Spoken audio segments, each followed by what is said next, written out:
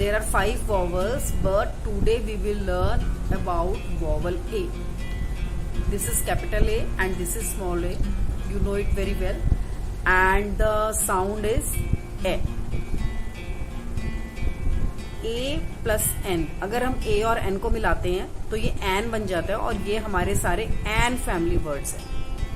इसमें भी आज भी हमें कैसे करना है, जैसे हमने कल प्रीवियस क्लास में अपना किया था कि ए पर फोकस करना है, ए की हमें साउंड देखनी है कि ए की साउंड कैसी आ रही है। आप सबने बोल के देखा था ए की साउंड कैसी आ रही है। मैंने आपको बोला था कि ए पर जब आप बोल के देखोगे, ए पे स्ट्रेस दे के बोलना है। जैसे हम बोलते हैं ना एप्पल, कैसी साउंड आई ए, एंड ए। और कौन सा वर्ड होता है बताओ जरा, एक्स, ए, एरोप्लेन, एरोप्लेन, एलिगेटर। जहां पर भी ए आ रहा है वहां पर आपको स्ट्रेस देखना है, स्ट्रेस देना है और साउंड को रिकॉग्नाइज करना है कि कैसी साउंड निकल रही है। ठीक है, तो today we will learn about an family words. तो let's start. This is F, F A N, fan. This is fan, fan का मतलब आप सबको पता है पंखा होता है। M A N, man. This is man, man का मतलब आदमी। V A N, van, van. देखो दिस इज वैन, वैन में आप स्कूल आते हो, बहुत सारे बच्चे वैन में आते हैं।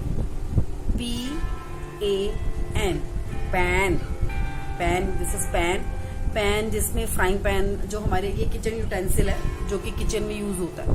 ठीक है। सी ए एन, कैन। जो कोल्ड ड्रिंक्स के कैन होते हैं ना, ये देखो जैसे कोल्ड ड्रिंक्स के कैन होते हैं, फैंटा के होते हैं, पेप्सी के होते हैं, कोका कोला के होते हैं, ये कैन। ओके।